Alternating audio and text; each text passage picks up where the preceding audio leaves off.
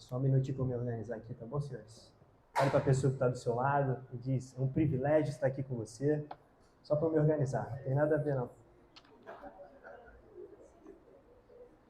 Que privilégio. Você não está vestido com uma camisa do jiu-jitsu, mas você também está lindo.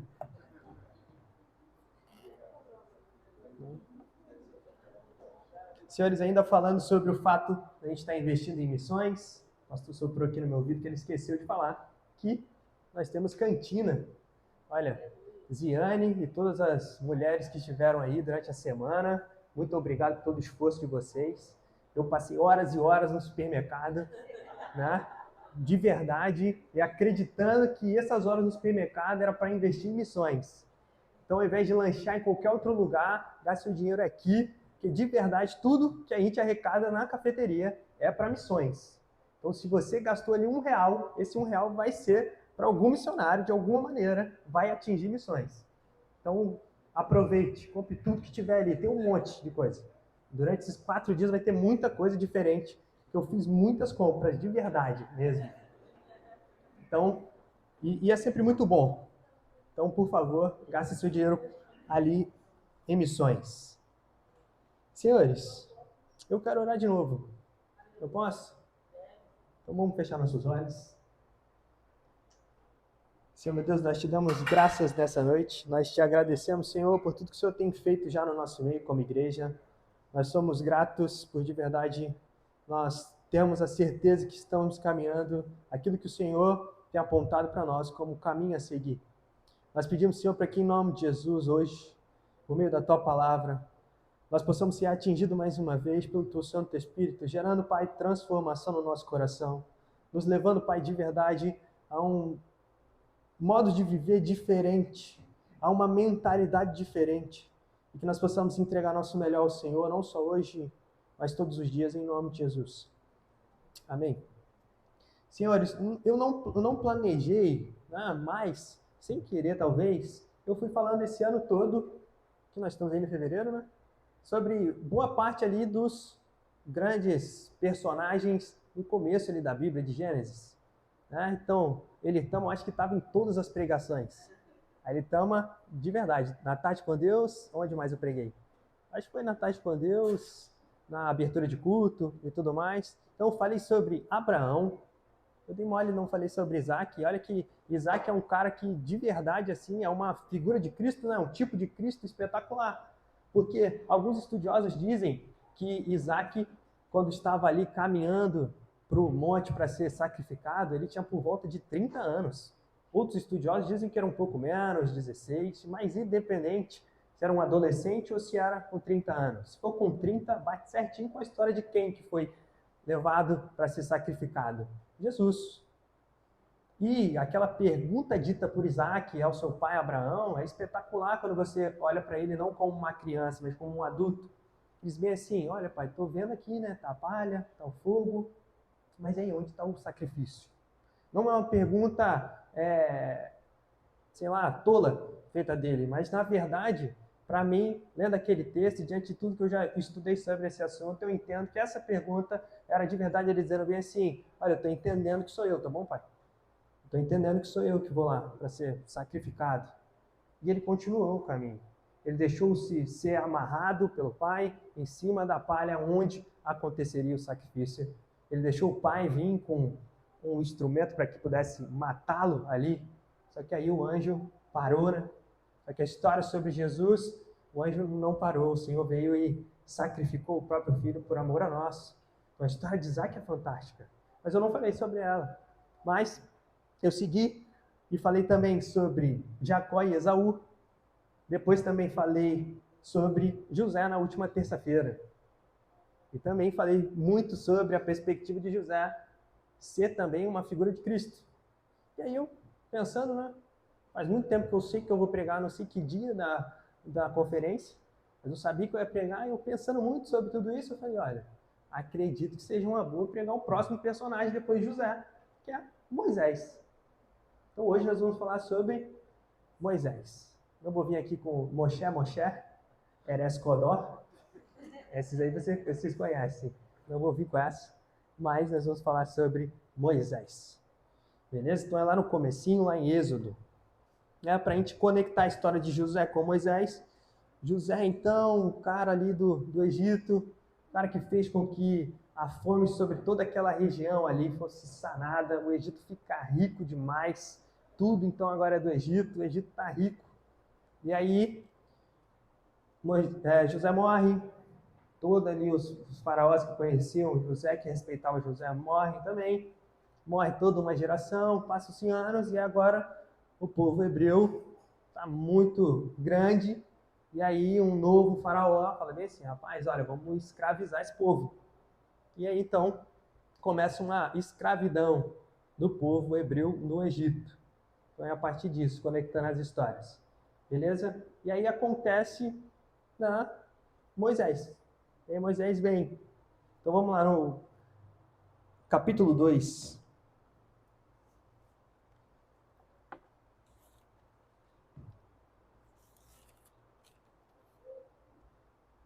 Do versículo 1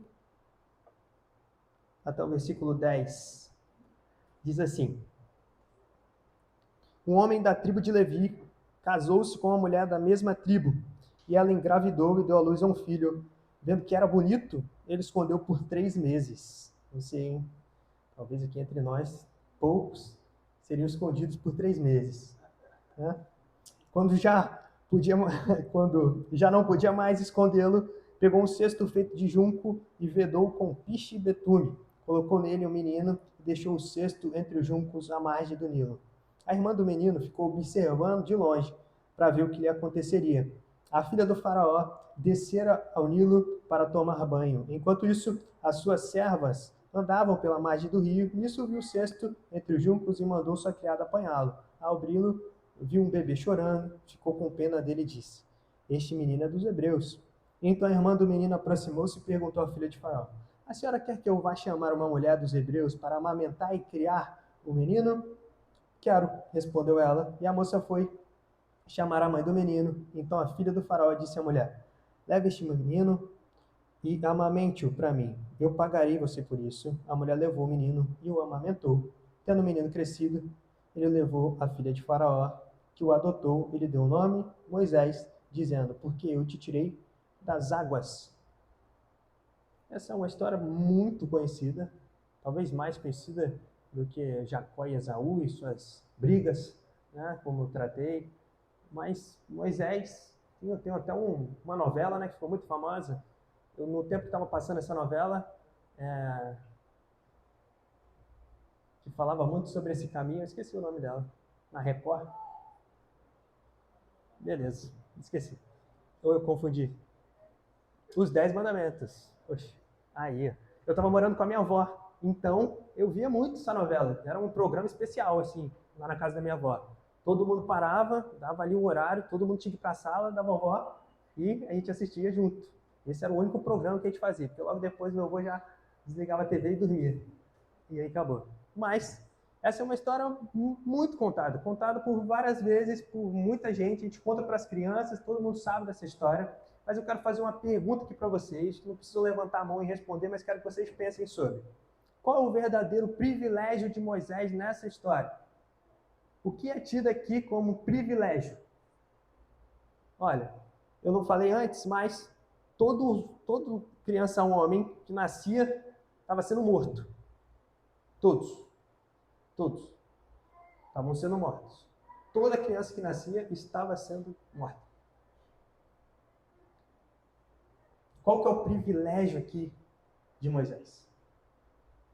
Todo o povo hebreu, então o homem daquela idade ali só tinha egípcio. E talvez, meu irmão, o que a gente pense como privilégio é o fato de Moisés ter, então, sido acolhido por uma quase que princesa, né, filha de Faraó, ter sido, então, e criado como um rei, um príncipe, como neto de um faraó. Talvez o privilégio que a gente olha assim para Moisés é achar que ser encontrado no rio por alguém tão importante assim é algo que seja um privilégio. Só que eu queria fazer vocês pensarem aqui sobre isso. O que de verdade é um privilégio numa versão bíblica de Deus nesse caso? sendo que estava já destinado o final desse faraó do Egito, reconhecendo que depois das 10 pragas, até Faraó seria engolido ali pelo mar que tinha sido aberto por Moisés. Será que ser um escravo não era melhor, sendo que ser escravo, na condição de escravo que todos os hebreus estavam, faria com que eles tivessem uma liberdade para sempre, sendo que ser criado ou ser um dos filhos do faraó faria com que eles, de verdade, chegassem à ruína. O que de verdade é um privilégio nessa situação? Um privilégio é ser criado muito bem, comer muito bem, dormir, ter folga, ter descanso. Um privilégio é pertencer à família de Deus, ser o povo escolhido de Deus, mesmo que ele estivesse sendo escravo. Talvez pensar que o privilégio está no conforto que eu tenho hoje esteja ligado muito ao nosso coração ainda pecaminoso, que não entendeu de verdade o que é a vida aqui. Mas reconhecer que o que é privilégio não é minha condição temporária, sendo que eu vou viver eternamente. Consegue entender esse paralelo?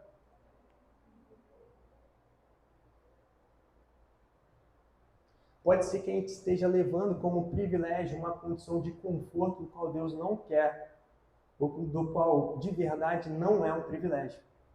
E estamos olhando para uma condição de tragédia, aquilo que era para ser um privilégio, que é pertencer à família de Deus, que é pertencer então ao povo de Deus.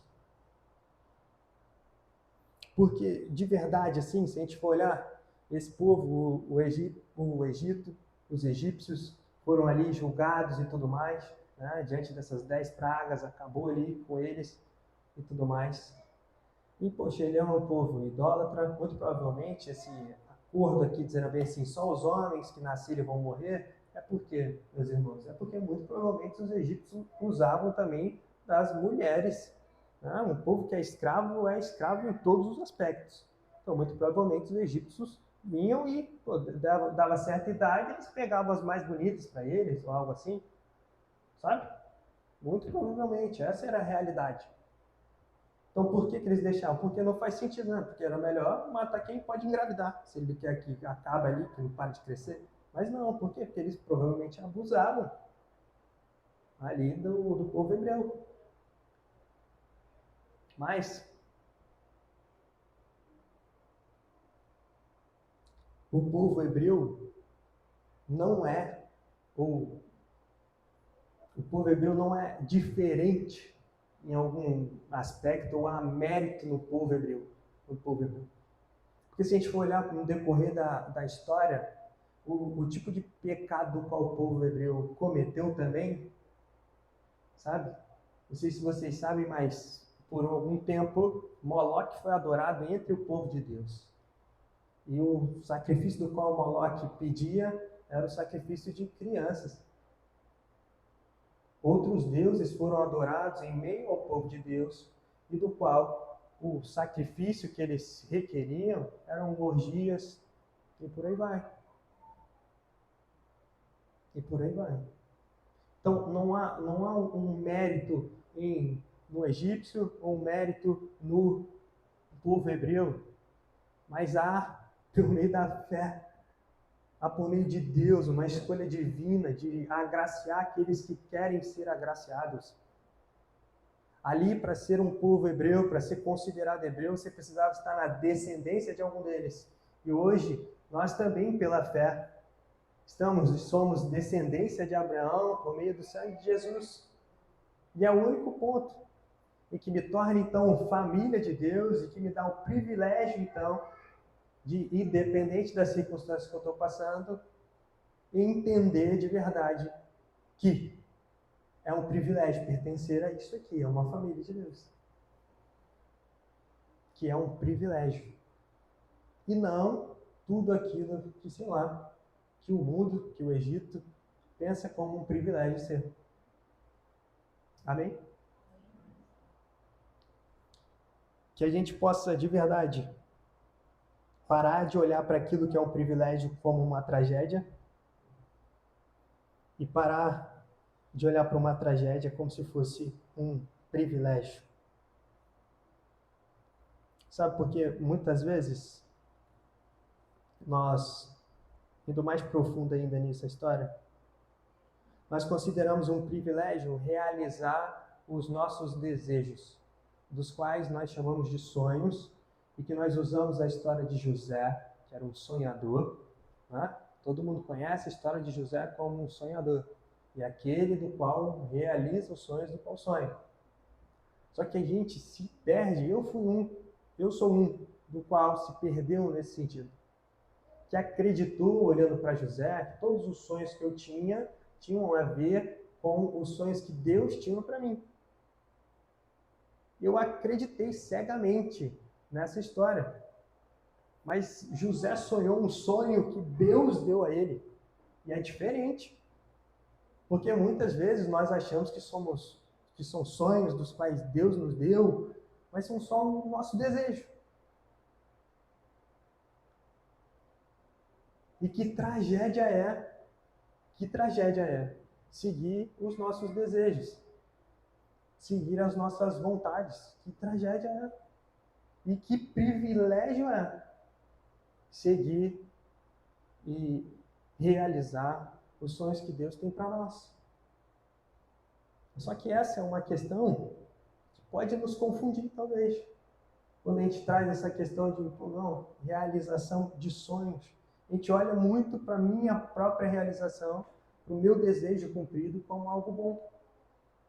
Só que, na verdade, viver o que Deus tem para nós é verdadeiramente um privilégio e é bom. Eu poderia contar uma história para vocês do meu fracasso no futebol, por exemplo. Eu de verdade acreditei durante toda a minha vida que Deus tinha para mim era ser um jogador de futebol. Eu levava isso muito a sério. Meus amigos me diziam bem assim, olha, conheço uns caras que já deixaram de jogar futebol por causa de uma namorada. Eu não namorava. De jeito nenhum. Também é fácil, né? Não sou tão bonita assim, né? Mas eu não, porque eu ficava com medo de isso me atrapalhar no futebol. Sabe? Só que quando eu entendi que eu estava vivendo enganado e fui viver uma outra realidade, eu considerava até pouco tempo os 2 piores anos da minha vida ir para o seminário. Sendo bem sincero para vocês me veem aqui, trabalham aqui e tudo mais, e vocês acham que tudo ok. Mas não. Meu seminário foi bem complexo e difícil, por causa dos erros que eu cometi, por causa das imprudências das quais eu cometi, e que eu considerava ser 2 dos piores anos da minha vida. Até reconhecer que o que Deus quer é forjar em nós o próprio Jesus. E aí entender que todos aqueles meus erros, meus pecados, todas as dificuldades que eu passei, tudo o que envolveu todos aqueles 2 anos, me tornaram muito mais depressa, muito mais rápido, um pouco mais semelhante a Jesus, que eu estou bem longe ainda, mas como isso de verdade me fez alcançar esse lugar, que é realizar os sonhos de Deus, muito melhor do que os outros 20 que eu tinha passado, jogando futebol e vindo para a igreja acreditando que o sonho que eu tinha era o sonho que Deus tinha para mim.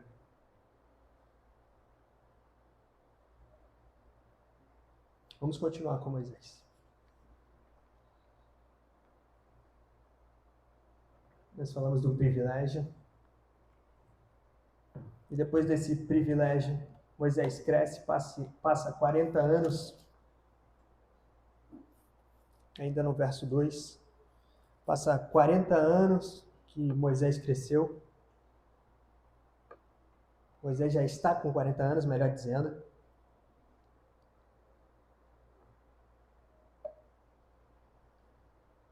E aí, não sei, o texto não deixa claro que se ele descobriu nesse momento que ele era um hebreu, ou se ele já tinha descoberto antes, sabe? Que ele tinha sido um hebreu e que ele tinha sido adotado ali pela filha de Faraó, né?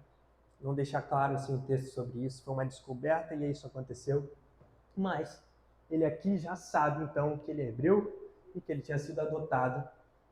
E 40 anos depois acontece esse episódio.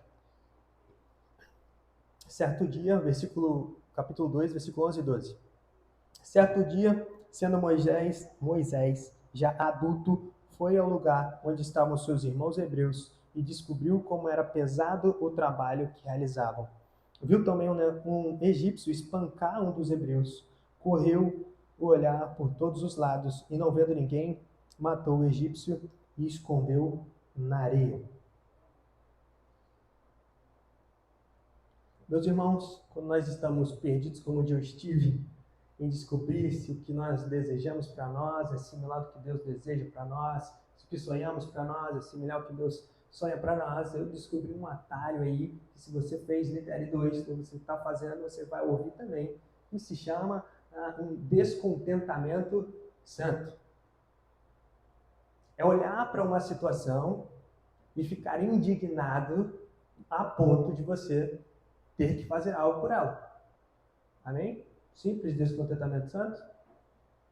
Então é um descontentamento que Deus traz a nós mesmos para que a gente possa, então, realizar a obra dele a partir disso. Se a gente olhar para a nossa igreja aqui, a Igreja Missão Anchieta, nós temos visto que Deus tem trazido até nós um descontentamento com relação ao quê? À realidade das crianças, por isso que nós investimos tanto tempo, dinheiro, esforços, voluntariado no nosso instituto, nas cafeterias, para que isso possa alcançar as crianças lá da Mayra, uma creche lá em Burkina Faso, para que isso possa, de alguma maneira, alcançar também o Evilásio, que tem um trabalho muito legal, tirando prostitutas e trazendo e acolhendo prostitutas para dentro do lugar onde ele, como eu posso chamar? Da base, isso aí, da base missionária. Nós, então, como igreja, estamos descontentes em ver pessoas trabalhando tanto, como Jonathan Gigante, Aleph, como tantos outros lá em Maceió, como a Mayra em Burkina Faso, como o Evilásio lá no Timor-Leste.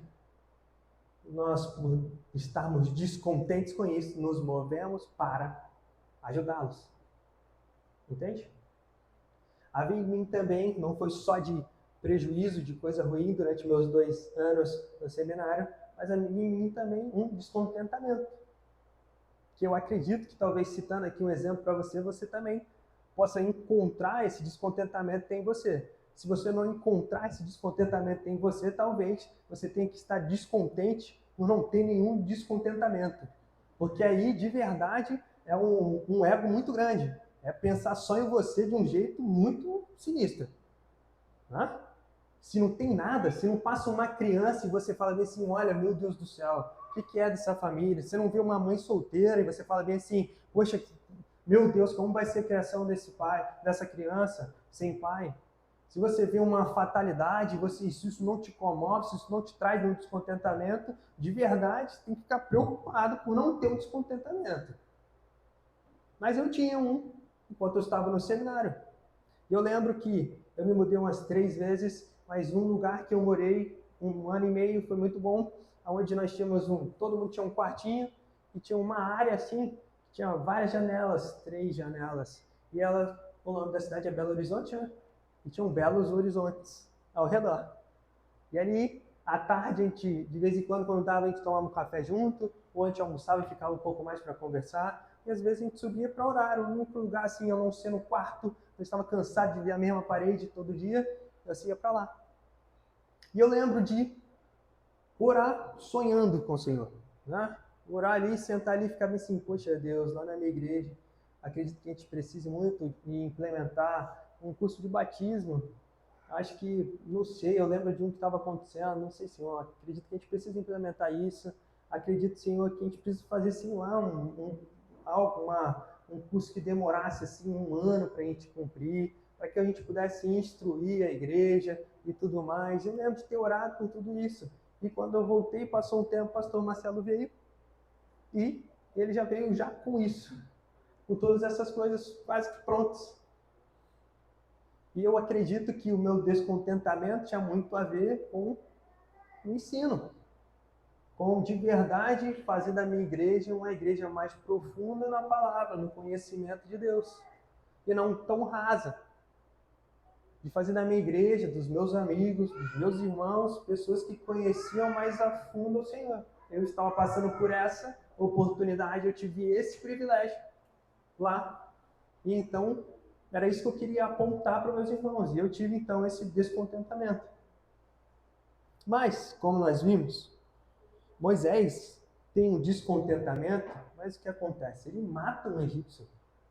Será que era realmente isso? Vocês conhecem a história que Deus queria que Moisés fizesse? A cada egípcio que maltratasse um hebreu, Moisés vinha e matava. Imagina o trabalho que Moisés ia virar o quê? O maior assassino, né, do Egito. Ele ia ser conhecido como o maior assassino. Só que ele é conhecido posteriormente como o homem mais manso da terra. Porque de verdade o que Deus tinha para ele não era isso, não era para matar todo o egípcio. Mas era para ele lidar diretamente com o líder deles. Não é isso que o Senhor o encarrega? É que ele vai direto. Ó. Então, um descontentamento santo, sem a orientação santa, faz com que a gente abandone e fuja como Moisés fez. A gente continua lendo, Moisés acaba fugindo com medo de ser morto no Egito. E essa fuga dura então 40 anos. Se eu for ainda continuar contando sobre o meu descontentamento, eu acredito de verdade, eu me empenho, eu estudo, nem sempre sai um sermão legal, nem sempre minhas aulas são bacanas, mas eu me empenho nisso acreditando de verdade que esse é o descontentamento do qual eu me encarrego em cumprir. Só que, em meio a isso, eu já tive vários momentos em que eu entrei numa crise. Vou contar para vocês essa semana, olha, viu como é que é recente isso. Essa semana, pela graça de Deus, eu pude pregar na terça-feira, na quarta-feira eu trouxe ensino e hoje estou aqui. Só que dar aula, para mim, mesmo sendo um encargo do qual eu acredito que Deus me deu, me encarregou, é algo que me deixa completamente exausto. Eu não sei explicar para vocês isso. Me deixa acabado, assim, acabado. Eu cheguei em casa, eu sentei no sofá, assim, fiquei, eu não lembro nenhum vídeo que eu tenho visto no Reels, assim, mas eu fiquei assim, sei lá, 1h30, assim, tentando. Só que, de verdade, sendo bem sincero para vocês, ali naquele momento, até compartilhei com a Gris no outro dia, ali naquele momento, os pensamentos que vinham à minha mente eram muito ruins. Eram pensamentos para que eu desistisse.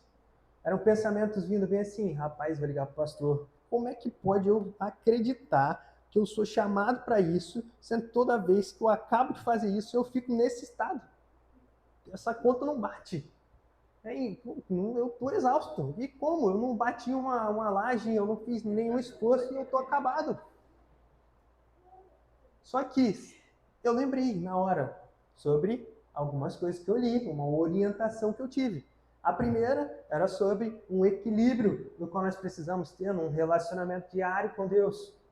Depois, um relacionamento familiar legal. Depois desse relacionamento familiar, congregar em família, congregar em um corpo, servir em um corpo e ter uma atividade física. Fazer uma atividade física e descanso. São 5 pilares, das quais eu percebi que durante essa semana eu não tive tão bem equilibrado. Então, por isso que a minha exaustão estava maior. Estava bem maior. Eu não consegui, e tudo isso eu aprendi, eu tive uma orientação sobre. Só que aí, eu percebi também que havia um outro aspecto. Eu li um outro livro também, indicado pelo nosso pastor, que me indica livro todo dia. Um outro livro que me fez entender, ter uma outra orientação.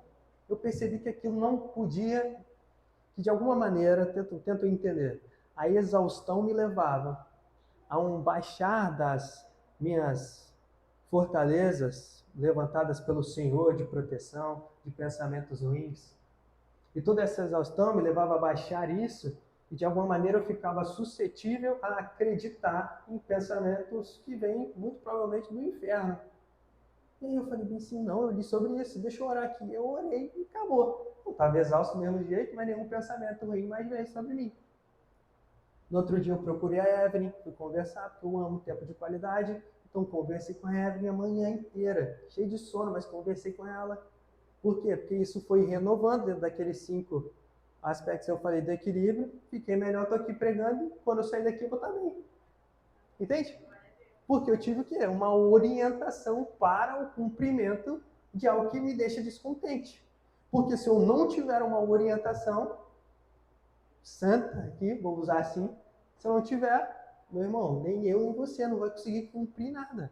Se a igreja não tiver uma estratégia de cuidar das crianças, como a gente tem tentado aprender, sabe, tudo mais, como a gente tem investido, se não for a família do Bernardo, se não for tudo que a gente tem pensado sobre, se não for debaixo de uma orientação, iremos fracassar. O que eu quero levantar aqui de verdade é uma indignação.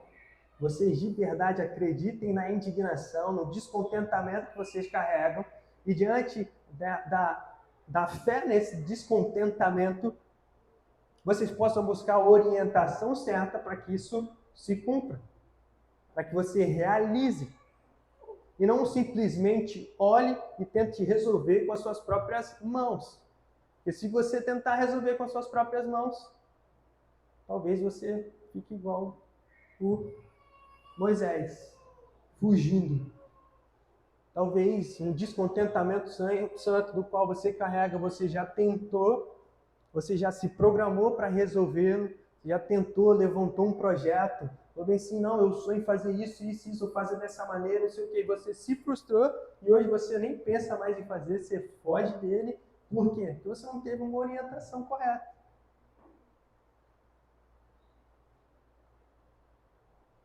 E hoje o meu pedido é para que você não desista desse descontentamento, mas que você busque a orientação correta. E agora, vamos seguir. Mesmo Moisés tendo errado e matado um egípcio, o Senhor foi misericordioso. Depois de mais 40 anos, então Moisés, por volta de 80 anos, tem um encontro com Deus novamente numa sarça ardente.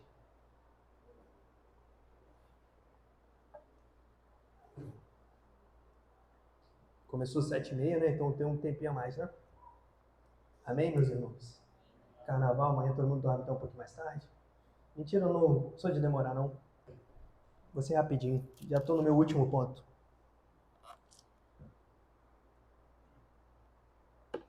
Agora no capítulo 3. E eu quero aqui trazer, então, sobre o assumir dessa responsabilidade. Passam-se 40 anos, Moisés tem que enfrentar aquilo que foi chamado para fazer. Em nome de Jesus, não passou ainda 40 anos na sua vida, mas você ainda está aquém, talvez, daquilo que Deus te chamou para fazer, e está na hora, então, de ouvir, então, esse diálogo de forma mais profunda. Esse diálogo é maravilhoso. Eu acho que se inveja não fosse pecado, eu podia dizer que nesse diálogo aqui, eu tenho uma certa, de Moisés, uma admiração, assim, por Moisés, porque o tanto que Deus é paciente respondendo as perguntas e os questionamentos de Moisés é maravilhoso. É maravilhoso. Muitas vezes eu ouvi repetidas vezes, no qual o fato em que Moisés é o cara que de frente para Deus falou bem assim, que reclamou. É o cara que reclamou. Só que todo esse diálogo aqui é muito bem construído por Moisés. Todas as indagações são muito boas. Eu me compadeço de Moisés aqui em todas as indagações dele, a não ser a última não. Mas todas as outras 3 eu me compadeço. Eu falo assim, não, tá certo, Moisés, eu te entenderia se você me perguntasse sobre isso, caso eu fosse Deus. Mas, que ousadia minha, né? Foi só uma brincadeira, mas no verso 11, então, traz ali o primeiro questionamento de Moisés. O Senhor tinha chamado então ele para que ele pudesse, né, ser o representante de Deus para o povo. Mas aí Moisés vem com essa resposta, dizendo assim: Moisés, porém, respondeu a Deus: Quem sou eu para me apresentar ao faraó e tirar os israelitas do Egito? Para mim, uma questão honesta, sendo que quando ele viu dois israelitas brigando, e ele foi se posicionar com relação a isso, 40 anos atrás dessa história acontecer, o que os israelitas ali, os hebreus, disseram para ele, bem assim: quem te nomeou líder entre nós? Você vai fazer com a gente como você fez com o egípcio? Pô, sai fora. Essa foi a resposta de dois hebreus, do qual ele se colocava como um líder. Ali, 40 anos antes, e sem uma orientação dada por Deus. Agora, o orientado, agora é a orientação dada por Deus. E quando ele diz, quem sou eu? Essa é uma pergunta que tem a ver com a nossa identidade. Talvez o seu descontentamento, o que traz um descontentamento ao seu coração, seja algo do qual você fala assim, isso talvez seja grande demais para mim, quem sou eu para fazer tal coisa? E mais impressionante ainda é a resposta de Deus. Porque a resposta de Deus, no verso 12, só a parte A que diz bem assim, Deus afirmou, eu estarei com você. E ponto. Deus afirmou, eu estarei com você. E ponto. Toda pergunta, então, quando parte desse descontentamento sobre o que eu preciso fazer, então, para cumprir aquilo que Deus tem para mim, aquilo que Deus sonhou para mim e tudo mais, relacionada aqui a quem eu sou, é respondida por Deus não bem assim, Moisés, sabe quem você é, Moisés? Você é o cara que era bonitinho, por ser bonitinho, eu te fiz bonitinho para que sua mãe cuidasse de você por 3 meses, antes de te mandar num semi-barquinho, numa cesta, para que você pudesse ser visto pela filha de Faraó, ser criado lá por eles, para que você aprenda a ler, você aprenda a escrever, eu te formasse ali por 40 anos, para depois você liderar meu povo. Porque tudo isso está muito nítido, não é? Talvez Deus pudesse responder para ele dessa maneira. Se Deus pensasse como a gente pensa, ele responderia assim, você não está vendo, Moisés? Olha o que eu fiz por você, cabeça de bagre. Mas não, o que ele responde? Eu estarei com você. Qual é a resposta, então, para qualquer indagação nossa diante de uma pergunta como essa para o Senhor? Mas quem sou eu para fazer tal coisa? Porque ao usar da minha parte, tá certo que eu não sou mais tão novo, né? Às vezes eu penso que eu sou novo, mas não sou tão. Um rapaz de 27 anos vinha falar bem assim, a minha igreja precisa de mais ensino. Quem sou eu? E eu que sou o cara que vou... Quem sou eu? Não? E talvez, sei lá, qual seja a sua indignação, o seu descontentamento, talvez a sua questão ainda seja como a de Moisés. Porque talvez para Moisés era difícil encarar as qualidades que ele tinha. Só que o Senhor não enche ele falando dele das qualidades, ele só diz assim, eu estarei com você. Eu estarei com você. Então vamos lá para a segunda. A segunda pergunta está no versículo 13. Moisés perguntou, quando eu chegar diante dos israelitas e disser, o Deus dos seus antepassados me enviou a vocês, e eles perguntaram, qual é o nome dele? Que lhes direi? Isso aqui também é uma outra indagação legal de Moisés. Eu entenderia Moisés. Né? Parece que de alguma maneira, parece não, de alguma maneira, ele foi ali conectado a Jetro, que é seu sogro, ficou esses 40 anos lá. Algumas pesquisas que eu fiz dizem que Jetro, por conta daquele episódio em que ele está lá no deserto, depois que o povo já saiu, e aí ele fala de todas as maravilhas, e Jetro vai e sacrifica um animal ao Senhor. Quando eles relacionam que então quando ele é tido como um sacerdote, que Jetro é um sacerdote. só que de Midian. Ele não é hebreu, ele é midianita. Ele é um povo, ele é gentil. Mas parece que de alguma maneira, assim como quando Paulo está pregando entre os gregos, que tinham vários ídolos levantados, ele fala bem assim, olha, eu estou falando sobre aquele lá, o altar que vocês têm para o Deus desconhecido. Então quer dizer que de alguma maneira Deus também se fazia presente no meio daquela galera. Assim também se fazia diante de Midian. Só que Moisés não atrelou a si o fato de pertencer aos hebreus. Então ele diz, como é que eu vou falar para esse povo dizendo que o Deus dos seus antepassados, não dos nossos antepassados, mas o Deus dos seus antepassados que me enviou. Mas a resposta de Deus também é muito bacana. E aí eu vou ler com vocês. Versículo, não vou ler porque está tarde, mas do versículo 14 ao 22, deixa claro algo ali. Né? Vai lendo aí enquanto eu vou falando. Deixa claro. A resposta de Deus para uma pergunta dizendo bem assim, nossa Senhora, será que eu pertenço mesmo a essa família do Senhor? Será que eu sou alguém carregado de realizar uma missão da qual o Senhor tem para com o povo?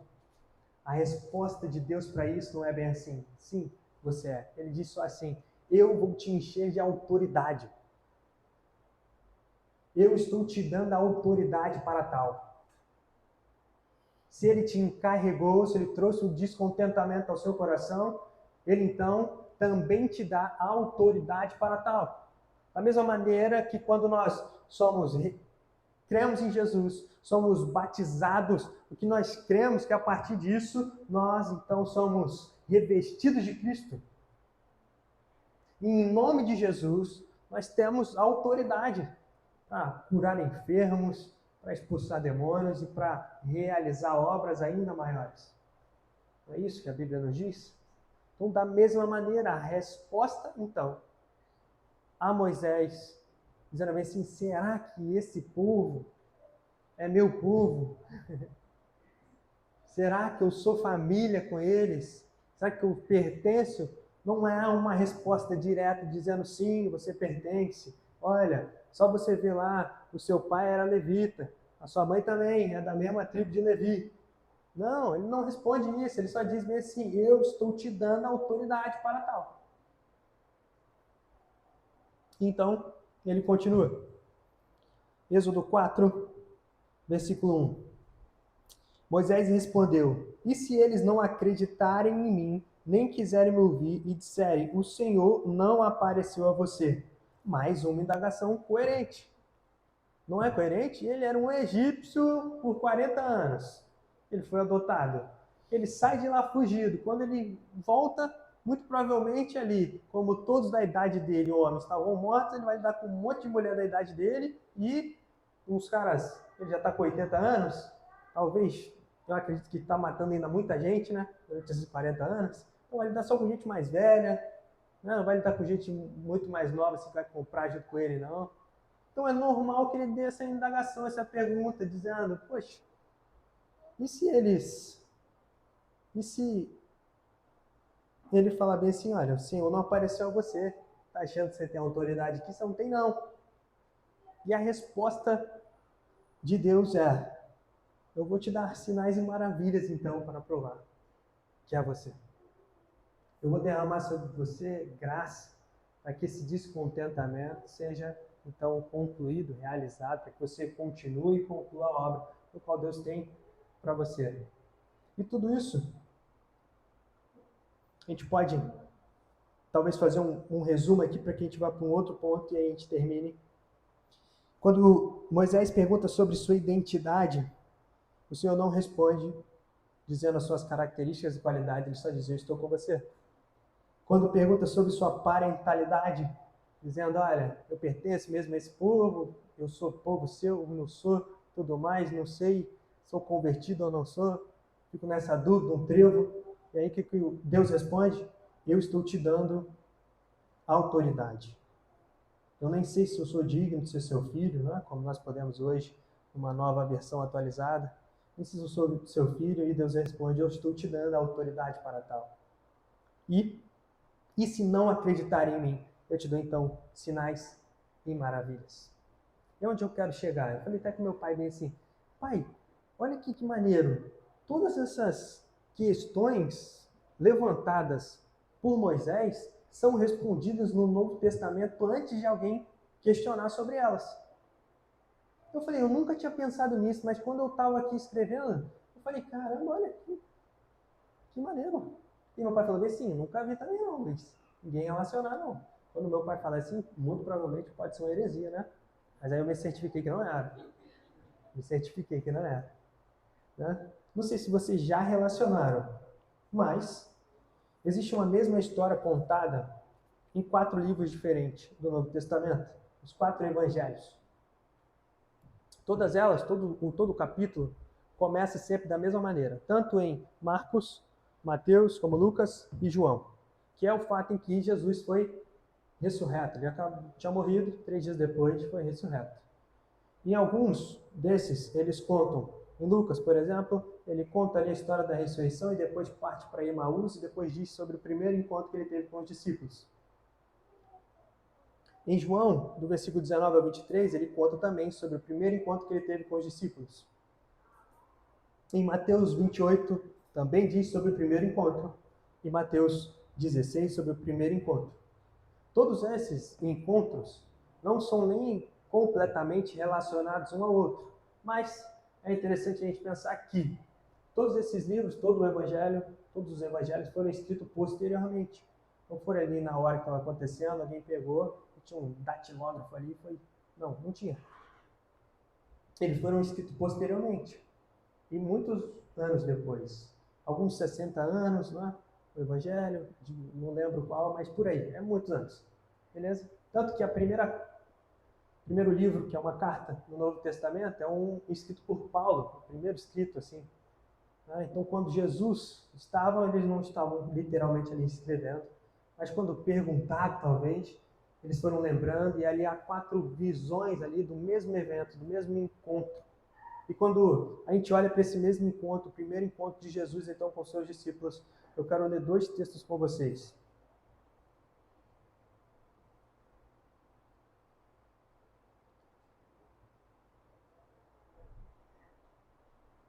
Primeiro eu vou ler Mateus 28.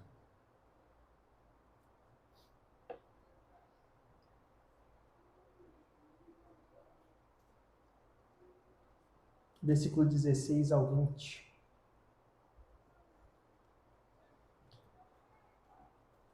Os 11 discípulos foram para a Galiléia, para o monte que Jesus lhe indicara. Quando o viram, o adoraram, mas alguns duvidaram. Então Jesus aproximou-se deles e disse: Foi-me dada toda a autoridade nos céus e na terra, portanto, vão e façam discípulos de todas as nações, batizando-os em nome do Pai, do Filho e do Espírito Santo, ensinando-os a obedecer a tudo o que ordenei a vocês, e estarei sempre com vocês até o fim dos tempos. Quando Moisés perguntado sobre a sua identidade, o Senhor responde para ele: eu estarei com vocês. Da mesma maneira, quando Deus está trazendo um encargo sobre nós, e essa é a grande comissão dada a mim e a você, o Senhor termina esses versos dizendo: eu estarei com vocês. Com vocês quem? Qualquer um de vocês? Não. Com vocês que estiverem cumprindo aquilo do qual eu chamei vocês para cumprir. Assim como Moisés. Eu estarei com vocês. Se a gente voltar para que fique ainda mais claro, mais nítido, em Marcos 16, que também é tido como uma grande comissão, do versículo 15 a 18, diz: E disse-lhes, vão pelo mundo todo e preguem o evangelho a todas as nações. Um encargo, um descontentamento dado, uma direção, assim como ele deu uma direção a Moisés. Vai e liberte meu povo, seja alguém que me represente diante deles. Vá e liberte, um encargo. O encargo dado também a mim e a você. Não só hoje, mas há muito tempo atrás foi dado a todos os discípulos de Jesus. E todos que dizem, então, crerem em Jesus, se tornam discípulos dele. E então necessitam caminhar segundo esse comissionamento. Segundo verso, verso 16.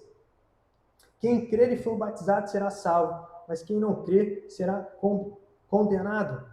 E aqui, também como tratado em Mateus 28, como também tratado em Lucas 24 e João 20, o que esses versos estão dizendo? É que é dado através do batismo, através da fé, uma autoridade para nós. Quando Moisés é questionado sobre a sua parentalidade, se eu pertenço ou não ao povo de Deus, o Senhor responde dizendo: eu estou dando autoridade para vocês. E antes que eu e você questione ao Senhor, hoje então, perguntando, será que realmente eu estou sendo comissionado a algo? O Senhor tem me chamado a fazer algo? Será mesmo que sou eu? Essa indignação que está comigo, será? O Senhor diz bem assim, olha, eu estou te dando autoridade para tal, para resolver. E ele continua. Estes sinais acompanharão os que creem. Se eles não acreditarem na autoridade, o Senhor diz para Moisés, se eles não acreditarem na autoridade que eu estou dando para você cumprir, para você realizar aquilo do qual eu te chamei para realizar, olha, coloca a mão no peito, vai sair a mão assim, joga o cajado, vai virar serpente, pega no cajado, vai virar cajado de novo, eu te darei sinais e maravilhas. E o que diz no verso 17, estes sinais acompanharão os que creem, em meu nome expulsarão demônios, falarão novas línguas, pegarão em serpentes e se beberem algum veneno mortal, não lhes fará mal nenhum, imporão as mãos nos doentes e eles ficarão curados. Ele está dizendo então para nós hoje no Novo Testamento, antes que a gente questione como Moisés questionou, e eu acredito que os questionamentos de Moisés sejam questionamentos muito prudentes, muito legais, muito bons de ser feito.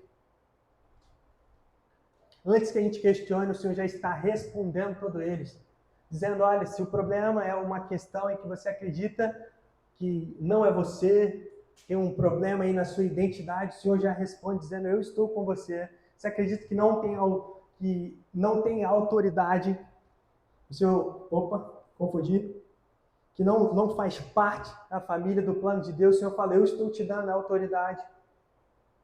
E se ainda duvidarem, o Senhor fala milagres no meio de nós para comprovar isso que foi derramado sobre você. Mas um único detalhe assim, da história de Moisés,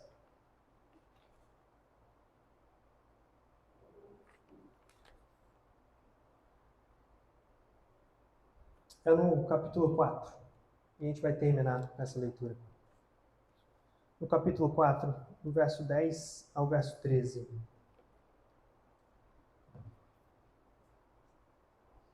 Disse, porém, Moisés ao Senhor, ó Senhor, nunca tive facilidade para falar, nem no passado, nem agora que falaste ao teu servo. Não consigo falar bem. Disse-lhe o Senhor, quem deu boca ao homem? Quem fez o surdo ou mudo?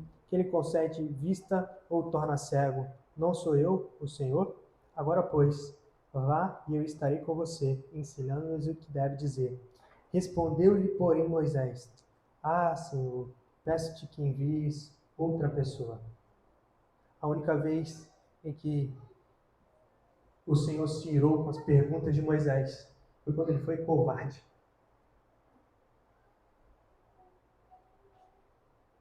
A resposta do Senhor é que o Senhor se irou com Moisés e lhe disse. E por aí vai, e segue.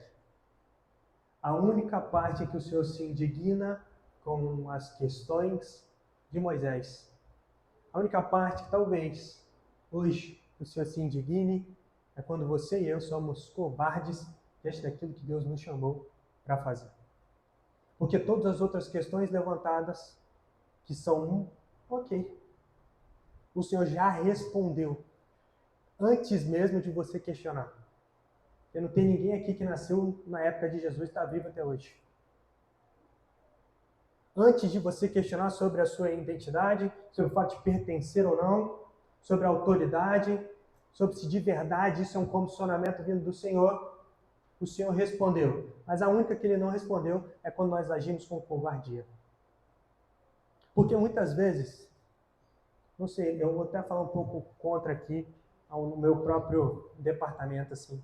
Muitas vezes o que as pessoas acreditam é que elas precisam mesmo é da oração do pastor.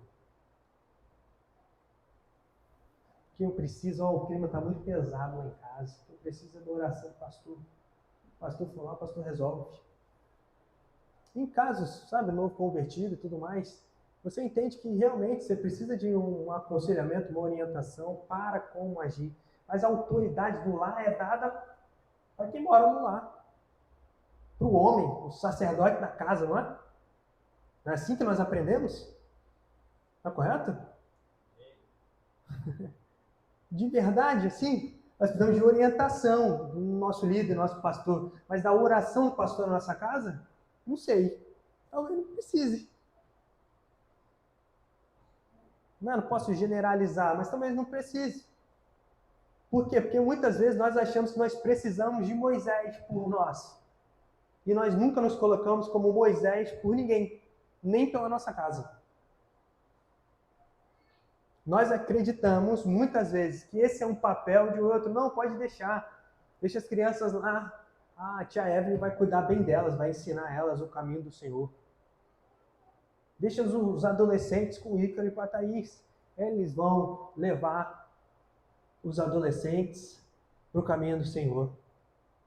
Deixe os jovens com o Pete. E o Pete vai levar os jovens para o caminho do Senhor.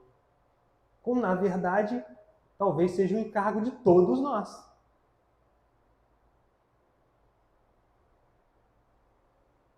Com certeza é um encargo não só de um líder, que está trazendo uma orientação. Não, é um encargo meu e seu. A sua casa, então, é seu, meu irmão. E tantas outras coisas como você pode ter pensado aí que traz um descontentamento ao seu coração, é seu, é um encargo seu. É seu o encargo. O que nós precisamos de verdade é encarar sem covardia, ouvir e ter fé diante de tudo isso que Deus nos prometeu, descritos em todos esses capítulos de Mateus, Marcos, Lucas e João, como eu disse a vocês. Para que a gente possa, então, viver e cumprir o que o Senhor tem para nós. Vamos ficar de pé.